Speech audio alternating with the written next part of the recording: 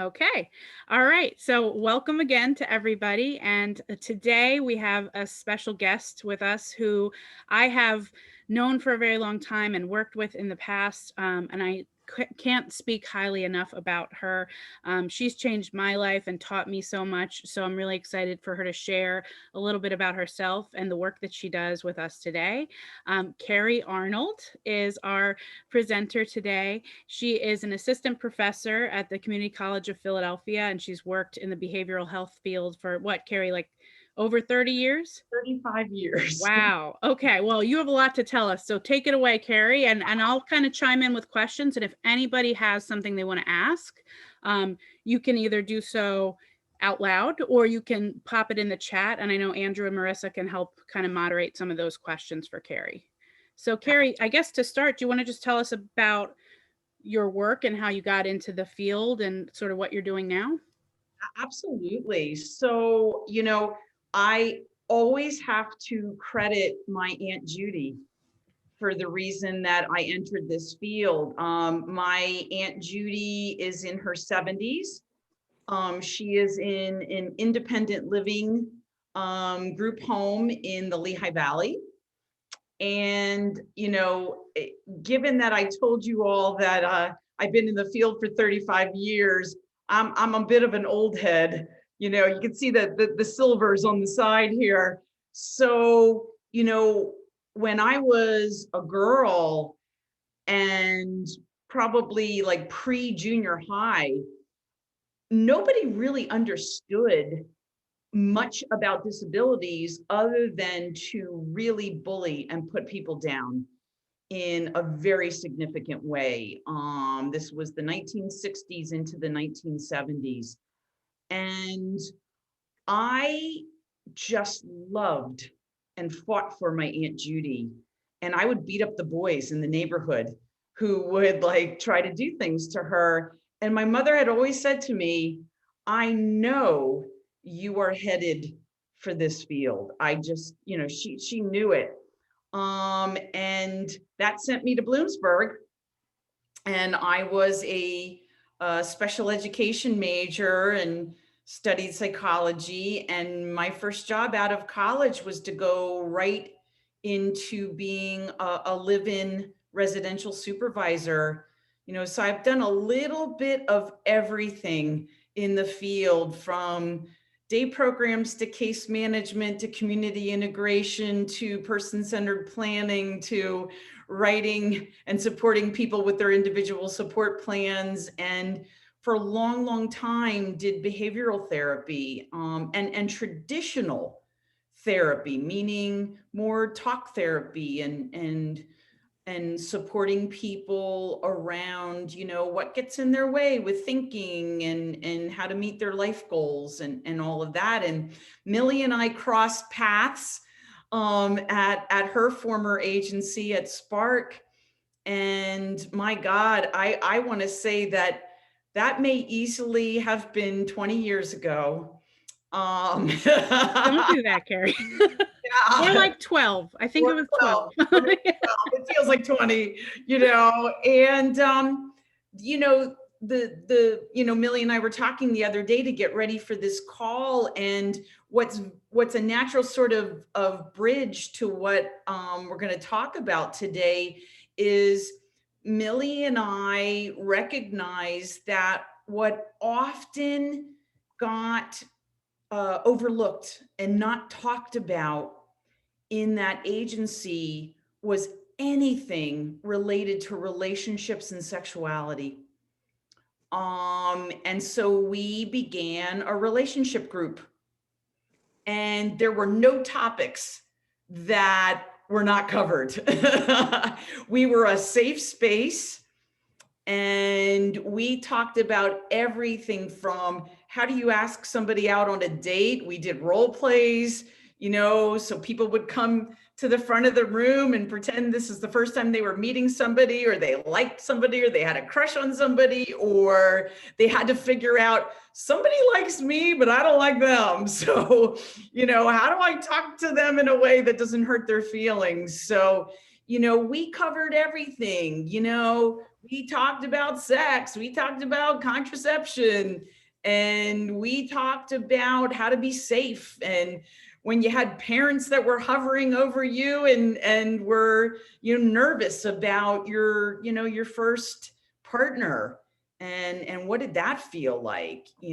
So, and one of the topics that came up, so I might as well make the launch in to today's topic, was, what if you don't identify like what society would like you to be, meaning that you're not straight, you're not heterosexual? What if you identify under one of the letters LGBTQ? So I identify under the L and under the Q.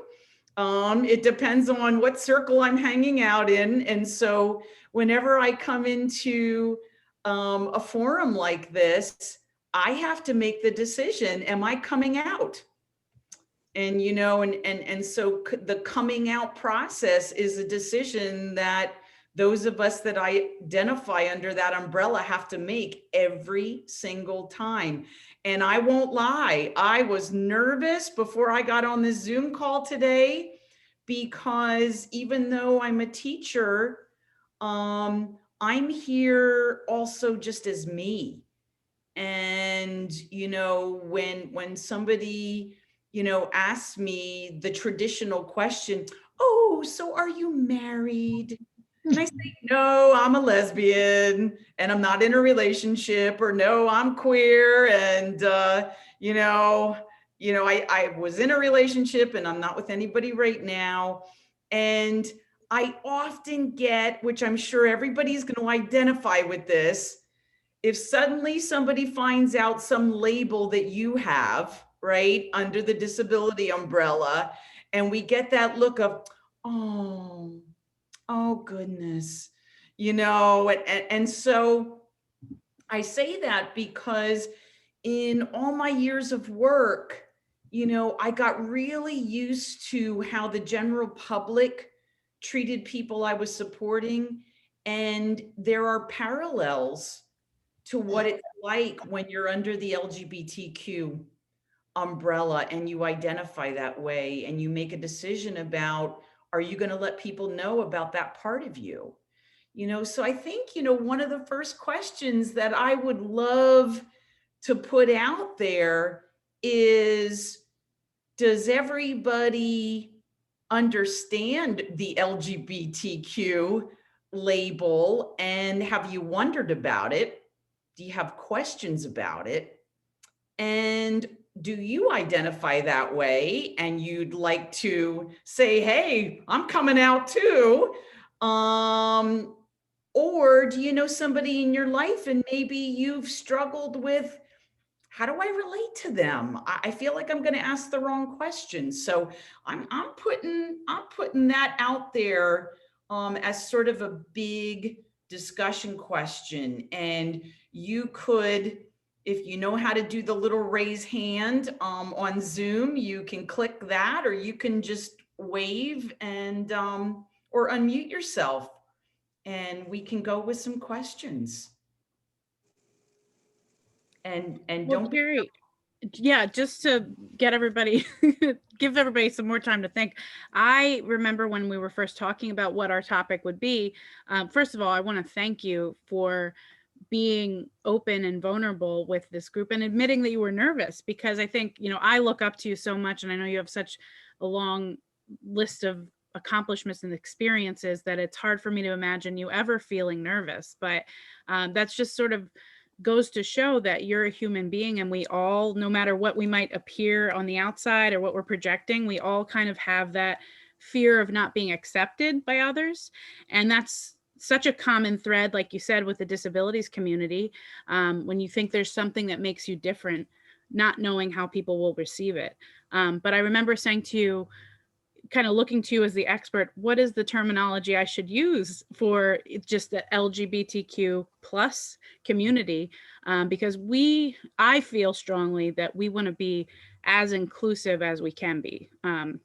when we talk about inclusion, we mean everyone, whether that's race or gender identity or anything like that. So that's why I thought this would be a really important topic for us to have. And it's a little bit of a hard conversation. Some of us are not used to being this open about it. So I want to encourage anybody that maybe doesn't feel comfortable saying it out loud. If you want to put something in the chat, feel free to do that. But personally, I can start us off sharing a little bit. All my life, I've had friends who identified as gay, and as I've gotten older, I've gotten such a better understanding. I'm certainly always still learning, but I thought about a friend that I had in growing up all through from first grade all the way through high school, and knowing that at a young age that he was gay, and feeling regret that back in the days when we were in school together, that I didn't do enough to be his ally when he was being picked on.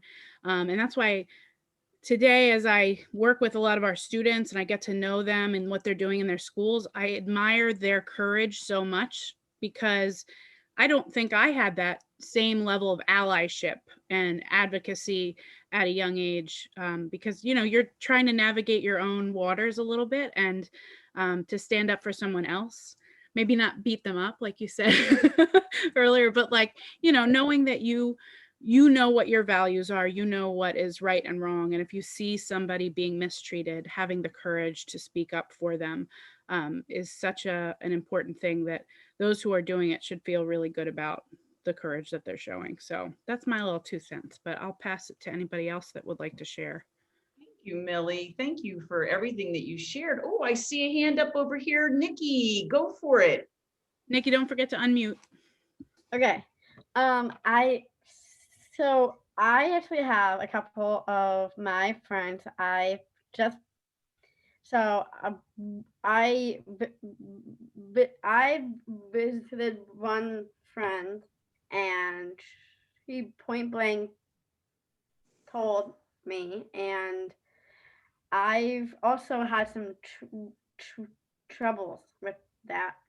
I was the one who was getting taken advantage of by someone in that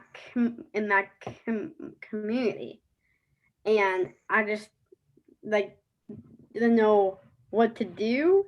I also have a really good friend, a really good friend of mine who is in that community. And my question for you is, I'm trying to have like a friend relationship with her, and it is so hard with the COVID pandemic. But like I feel that like there's no like there's no spark. It's not there, and like I desperately want to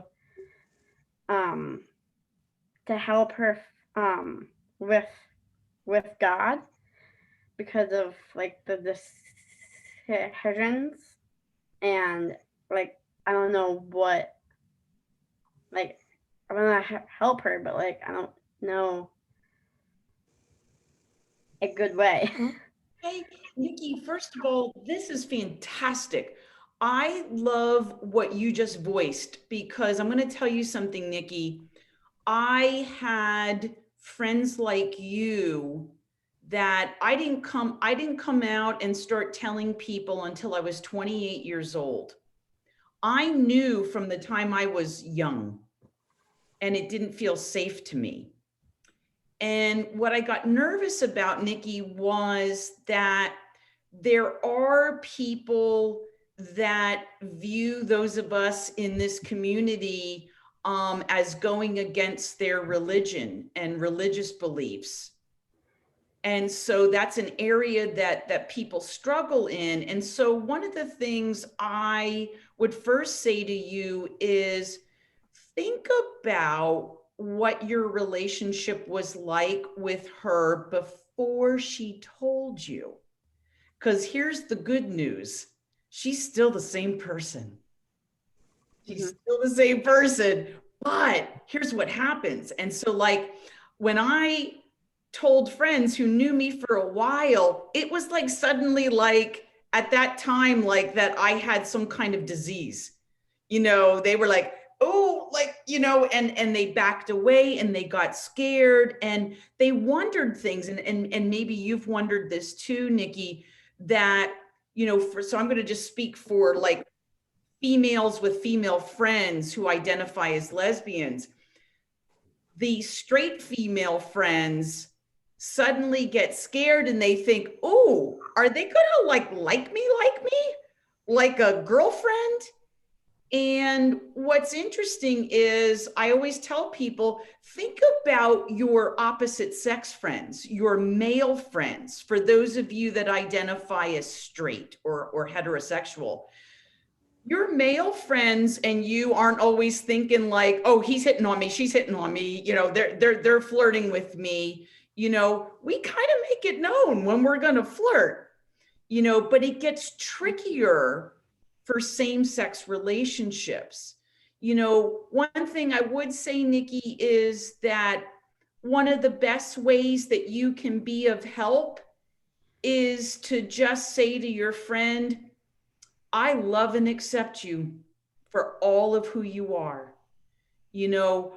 I probably would not bring in anything around God or religion because that could start to put some distance. You know how you said there's not been a spark there. Yeah. You might even bring up something like, hey, I went to this Zoom discussion and I want to be a better friend to you. And I guarantee you, she will appreciate that. I'll tell you one quick thing. My mother, God love her, and she's still alive. She's 9. She struggled around how to be a mom to me when I came out. It took her a while. And I'll never forget the day when she says, hey, Kerry, I started watching Ellen.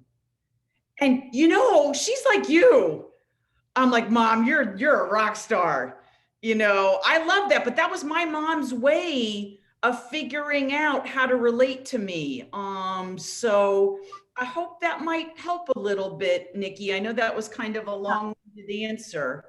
I actually want to say this too, because it's like this kind of like a same way that you were talking about, like female and one is LGBTQ and one is not. I actually had an incident in college. I was in class and she completely laid her head on me. Mhm. And I was scared, like, wait, do you like do you like me? Mhm. Mhm. Because I don't I accept everyone as who they are, but that's not what I believe in. Uh-huh. But I just felt so, like I felt like I was like scared, like I was scared but confused. Uh-huh. Nikki, this is so natural. Man, you are one courageous mama. Let me tell you, for what you're sharing, because, and I really mean that, because I would want a friend like you. And I would want you to be as open as you are right now with me in our friendship. In other words, if I was your friend and I was the one that laid my head on your lap and I was having some kind of feelings and you said to me, I'm feeling a little confused here because I'm your friend, but I don't like you like that, which I've had friends in the past do to me. And I appreciated that. I'm like, oh, I read a wrong signal, because we do get confused. And you know what? It might not have to be around an LGBTQ relationship. It could be an opposite sex person that thought you were into them. A guy thought you were into them, but you didn't really feel that way, and so, we, in our relationship group, we used to just, when we taught about this, we talked about picking up the social cues.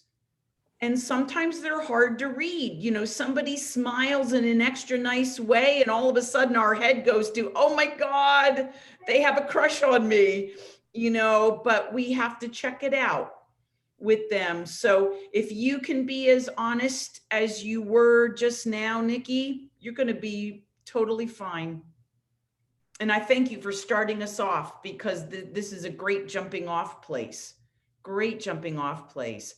Who wants to follow that I think rock star act? I see Marie has her hand up on the Zoom hand. Marie, Oh do you yeah, want to go? Yeah, I'd actually like to jump off this conversation because sure. I'm a practicing Catholic and I have friends who um, are like struggling with faith and also being LGBTQ. And so, Nikki, what I thought of when you were asking these questions, I was thinking of like how I've interacted with my peers that do identify as LGBTQ plus. And honestly, when it comes to like introducing God or like bringing up that conversation, I think really what is better is just to act the way God would act and listen and love them for who they are. I know because I mean they're carrying like there's well the my in personal experiences the people that have come to me like they're carrying their own crosses being LGBTQ and Catholic, and so like just being able to listen to what they're going through is in of itself just like holy. Um, and oh gosh. So listening and then okay, I forgot the other one. Oh well. Oh, my God, you touched my heart so much, Marie, in the way that you said that. You know, I think what you're really speaking to is, you know, we're struggling right now as a world to get along, right? We all know that. And that you spoke to something that a lot of people don't often they can't put themselves in that place. I love that you use the word holy, or speaking to people as God would have you. And, you know, and I like the phrase, you know, being God conscious. Sometimes people call it Christ consciousness or God consciousness. And the reason I say that is it allows us to be with somebody that identifies in a label that's different from us, maybe even that our religion doesn't have a belief in, but we don't have to cut that person out of our lives. You know, that we can still have a relationship, you know. So thank you so much for that. That was really awesome. Lisa, I saw your hand up before. I saw you waving. You just have to unmute there, Lisa. It is. Okay, can you hear me? Sure can. Okay. I have a friend from I used to be in Harmony Theater in Laurel Gwinnett before my mom and dad passed away. And when I found out Barry was gay, somebody told me, I don't know who told me, but I was like, I said, that's fine with me.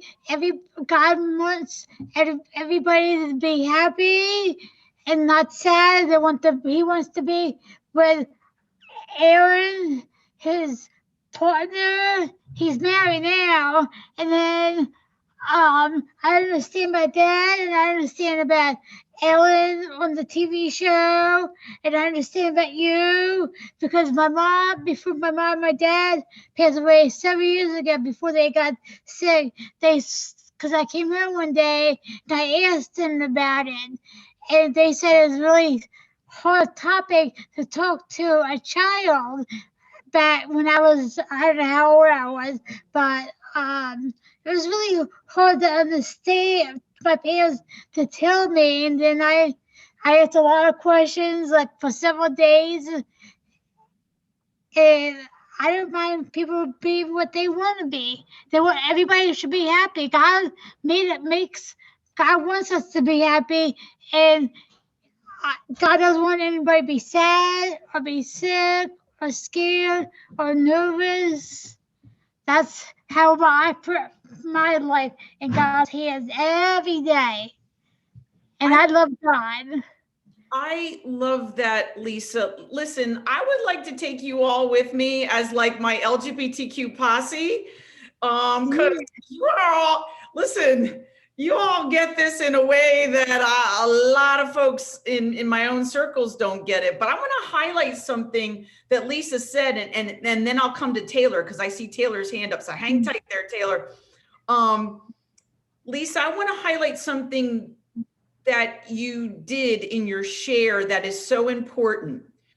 You were really mindful of the terminology, meaning this: if somebody has a significant other and they refer to them as partner, then that's a great thing to say. If they got legally married, some people will say, so if it's two men, they will say, this is my husband. If it's two women, they may say, this is my wife. They'll use the traditional terms.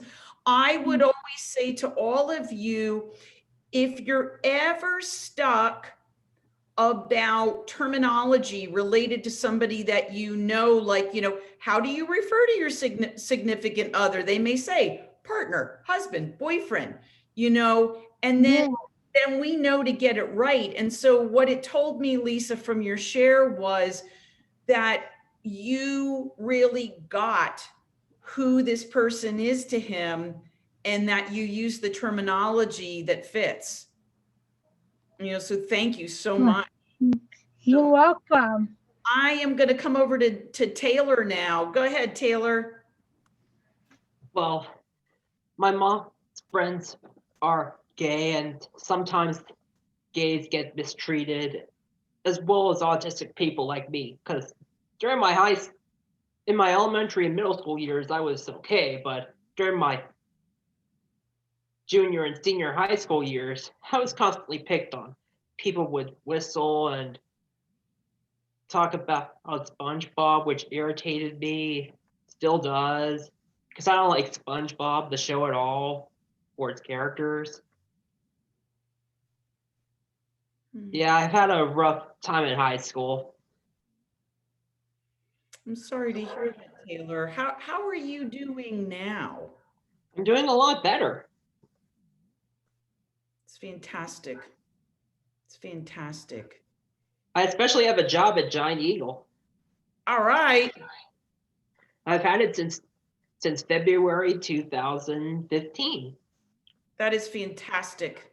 That is fantastic. Taylor, I appreciate you sharing in terms of what is it like personally to have people treat you in a particular way. I think that's a really central piece in talking about this topic, because what it does for all of us that are in this room together is it makes us more aware, it makes us more sensitive, and it makes us more mindful. Because I always tell people, I said, you don't have to necessarily know anything about having a lived experience of identifying under LGBTQ, but if you have, and Millie said it earlier, if you have a lived experience of feeling different, not belonging, picked on, or in some other way having society place a certain judgment on you, and I would sense that is not a foreign concept to anybody in this room, then you know how to be an ally. You really do. So Taylor, thank you so much. You're welcome. Yeah, absolutely. Nikki, go ahead. I see your hand up. And you just got to unmute there, Nikki. Okay. Oh. Yeah. Okay. So basically, when I was talking about my other friend in college, in class, she she basically asked me to be a support system for her under the LGBTQ community. And I didn't know what to say back, because that's something that you could say to a counselor or to a therapist. So my question is, if somebody comes to me again just like that and asks me to be a support system for them in that community, what do you think I should say or do? I love this question. I think that one of the easiest questions that you could put back to that person is, how would you like me to be in your life? And because they'll be able to tell you, because I get what you're saying, Nikki, that sometimes we hear like, I want you to be a support system, and we right away think, ooh, that might need to be somebody professional. But I would always want to ask the person back, what is it you need from me, or how do you need me to show up for you? And that would be a great thing, because I think most of the time what people are looking for, Nikki, is they're looking for what we're talking about right now. They're just looking for somebody safe, who's not going to judge them, and who will advocate for them. And advocacy, for folks that are LGBTQ might be something as simple as, if you see somebody actively calling them names in a derogatory way. Like, I'll give you guys a name that still gets thrown around, and it's a very old term, but I've had it thrown at me many times, which is the term dyke. If you ever hear that, it is an old reference to lesbians who look and dress a little bit more masculine. All right. So I'll tell you where I'm going with this in a second here. So you see my haircut. I'm buzzed over here. I'm wearing flannel. I do prefer to dress in more masculine clothes, but I'm very much a woman. And so, like, gender wise, because there are people that they don't want to be locked in even to their gender, right? And so you guys might hear some terms, like people will say that they're non-binary, or that they're gender fluid, or that they're gender queer. I'm throwing out a couple of them for you. And what that means is that people that don't want you to automatically think, well, I'm just going to refer to you in very female kinds of ways because that's how you were born. Well, I might not want to identify that way, right? And so, like, gender and what your sexual preference is, meaning who do you want to partner with, they're two different things. So somebody could look at me, and when they use that old term, dyke, it's meant to hurt. It's meant to say, why don't you just look like a woman? You're dressed more like a man, and so we're going to call you that. For men, the term that got used and still gets used is fag or faggot or fairy. They're hurtful terms, or queen, and what I often say to people is this, is that within the community, when I'm somebody that I identify under the LGBTQ umbrella, I get to choose the terms that I want to use for myself. But somebody on the outside, if they use some of those terms and they haven't gotten to know me, it can hurt me. So I'm going to bring it into the world of disability for a moment. How many of you got to see the show on Netflix called Crip Camp? Anybody see it? Show of hands. It's a really cool documentary, but the deal is this: the people at that camp got to use that word, crip, right? Short for crippled. Somebody on the outside does not get to say that to you. It's hurtful. It's harmful. And so I wanted to make that comparison that, our best way to support people is finding out all the terms that are okay for them to use, how they want to be referred to. Some of you have probably met people that say, these are my preferred pronouns. I want to be referred to as she or her when you're referring to me. But some people, if they don't want to be locked into the gender of male or female, will say, my pronouns are they and theirs.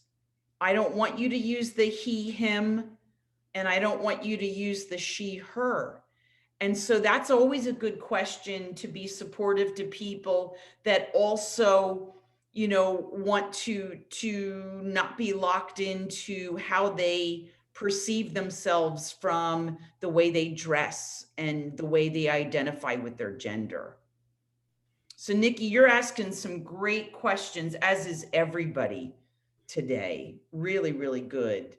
I also, sorry, I actually have another question. Sure. So I have a sister who is older than me, and she has like the same haircut as well, but it's not under that community at all. So how can I help my sister if someone is thinking that she's in that community? Oh, that's interesting. That's great. That's great. Do you sense first, Nikki, could your sister speak up for herself if she needed to? Oh yeah. Okay. Sure.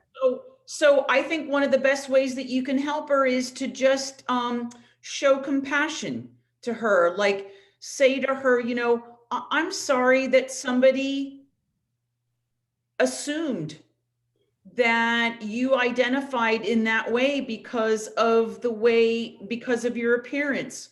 I'm really sensitive to that. I'm sorry that you were treated that way. And that's the best way you could be supportive. It's great. Thank you. First of all, I want to acknowledge you guys are really awesome in that chat room, man. Those typing fingers are flying. I teach college, and so we're on Zoom, and my students, have a thread going like this. So sometimes I have to scroll back up. I want to thank, I think it was Marie, for posting the book that you posted from Father Martin. I totally know that person's work. So thank you for that. And also for writing out the movie that I referenced in there. You guys are really great because I know that not everybody, if we're talking at a fast pace, you might miss the kinds of things we're saying, but it's better to have the visual. So thank you so much for being so attentive to that. Anybody we haven't heard from that's thinking, oh, I'm feeling nervous or shy. Should I ask this? I would say this is your speak now or forever hold your peace moment. And anybody that we haven't heard from, and then I'll come back to anybody that still wanted to add, where you have, maybe something that's been said, you have an additional question. Lex, go ahead. So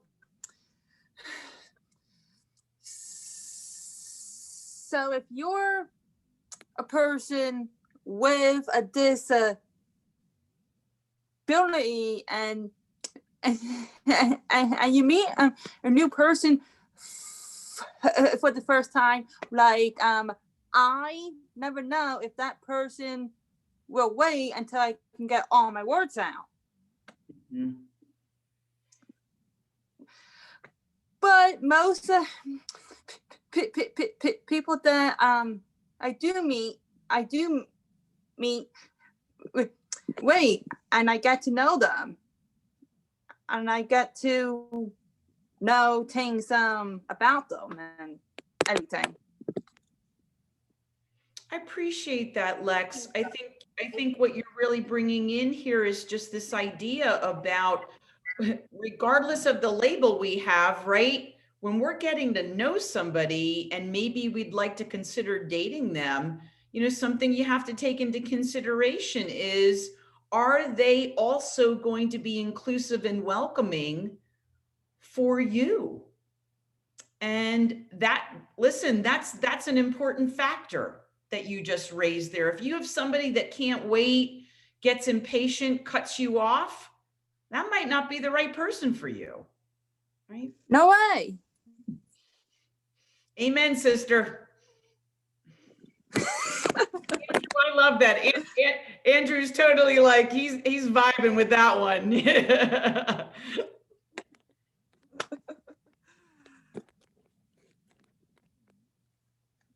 Oh, go ahead, Lisa. And you just got to unmute there, Lisa.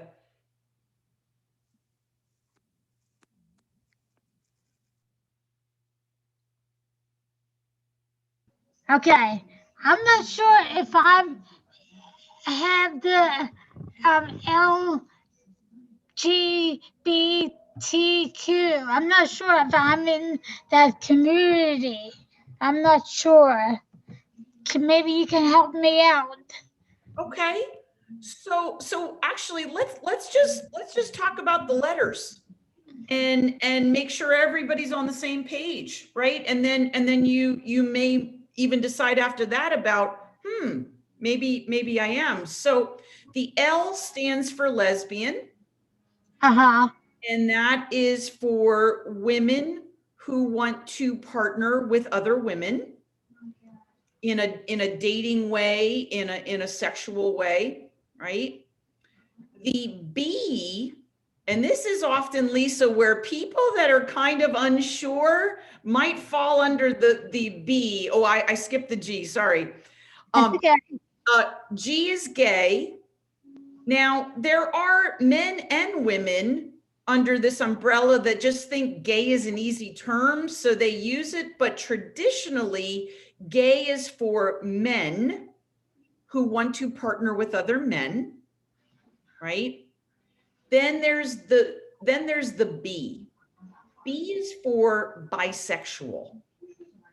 And this term gets a bad rap because people think if you say you're bisexual, you're like, you like go from men to women, like turning on a hot and cold on a faucet. And that is so not true. So not true. So let me break down bisexual for a moment. You could identify as bisexual and mostly like the opposite sex. So I'm going to say as a woman, let's just say for you, Lisa, you might say, I'm bisexual. I mostly like to date men, but every once in a while, I've noticed I've had an attraction to a woman. Or one time I had a sexual relationship with a woman, but I think my preference is more so men. Or it could be that you mostly like to partner with women, but suddenly you found yourself in a relationship with a man and it was perfectly fine and you were very comfortable and attracted in that way. I had an experience a couple of years ago at my old house. I live at a group home now. Before my mom and dad passed away, and my sister and my brother, they got married. One time I had a friend over from high school, and my sister was in the other room, and I said to my friend, I said, I have to go to the bathroom. And she said, can I come with you? I was like, no. And I forgot to lock the door on the bathroom door upstairs in my old house. And she walked in and she said, she's like, oh, I really love you. I said, I understand you love me for a friend. She's like, no, I love you for a partner. And then she stole $300 from me, and my sister saw it. And she's like, I didn't steal any money. So me and my sister kicked her out, and I'm not friends with her anymore because she said I lied to her, and I was mean to her, and that's not true.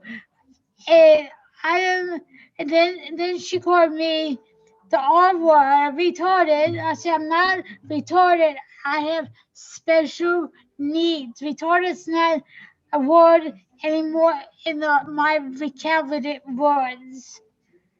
And that gets me very, very, very sad and depressed when people say the R word. Yeah. I love how you stood up for yourself, Lisa. And I think what you really highlighted in that story was that under sort of the guise of saying, you know, I love you or I feel a certain way about you, this person had other motives. And the motives were about taking money. And so I think that one of the things we want to be really, really clear about is that, you know, we could have a really bad experience with somebody that has a certain label, right? And so in this case, we're talking about the LGBTQ label. But if we see the whole person, what you got to see was there wasn't a sort of negative treatment because they identify under the LGBTQ label. It was because they were taking advantage of you in different kinds of ways. They weren't practicing good boundaries, you know. Right. And so I also understand then, Lisa, why you would pose the question about, gee, you know, I don't know how I identify. I don't, you know, I'm not sure if I identify that way, because you had this one experience that sounds very, very hurtful, but that could be very traumatizing, right? Yeah, it was very, very hurtful. I never saw anybody stole money from me before that. You know, like you see people on TV, but not right there in the same room. Yeah, yeah. And it was in my bedroom. Wow. And I had it locked up, and somehow she found the key and opened my safe box. I was so devastated. Mm-hmm. I'm very sorry that happened. Thank you. I'm not friends with her anymore. I'm sorry, I'm not friends with her anymore. I never got things about that, but I told God, and I hope He understands. Yeah. Yeah. Wow. Gosh, Yeah, I mean, I know that. I was I'm so sorry that it's already like 4 o'clock. Lisa, I really do appreciate you sharing that. I know that was a hard experience, but I think, you know, Kerry made such a great point. Yeah. Because that could have happened with a man. That could have, you know, there are good people and there are people that are not so good, or there are people that make bad decisions and don't think about other people's feelings. So that sounds like you made a good decision to sort of disassociate with that person and not be friends with them anymore, because we want our friends to be there for us and support us. But I think, you know, a couple of comments that folks have made brought the word boundaries to my mind, because no matter who you're dealing with or talking with or being friends with, you always have to establish boundaries that you're comfortable with. And when Kerry talked about the meaning of each of the letters and trying to identify where you fall in that, it's never about what other people do to you or say to you. It's always about how you feel, right? And that's that identity. That's where that word comes in. So this has been such an amazing conversation, and we could go on. This could be a series in itself. Hey, But Kerry, any kind of closing thoughts or anything that you wanted to share before we kind of wrap up? I actually would love to continue. Maybe we can work on setting up Oh, another I- time to. that was my first thought. My first thought was there is such great conversation and questions and discussion that if you'd enjoy a part two, I would love to do that, Millie. It would be wonderful. I am also going to email Millie, especially for those of you that want to understand how to be a better ally, like a lot of Nikki's great questions. Yeah. I have some resources that I want to send. So I'm going to email those to Millie so that hopefully Millie can get them to you. So that it would be great for you to be able to do a little bit of reading, and even come back with more questions that this generated, because we didn't even touch the T in the LGBTQ. The T and the Q are like a whole nother world of talking about transgender and queer and what that all means. So yeah, I'd love a part two, maybe a part three. Guys Yeah, are, hey, we could this was go. awesome. But Kerry, I can't thank you enough for being so open and willing to take questions from every direction. Really, we got into a lot of different things, but gosh, I mean, we just have so much we can learn from each other if we talk about some of these topics that are a little bit, people, when Lisa mentioned that she asked questions of her parents and they said that it was a hard topic to talk about. You never know until you have those conversations. So the more we can invite others that we feel are different from us to share their experiences, the more we'll all become more understanding and accepting. So this is just the beginning of that journey for all of us, I think. Thank you so My much for making goodness. time. Thank all of you. Be well, be safe, have a marvelous holiday, and I look forward to coming back. We'd love to have you anytime. Awesome. Anytime. Thank you. I'll let my dog Bella peek in and say bye. Bye, Bella. Bella, you're saying? Love it. She looks like she's happy to be here.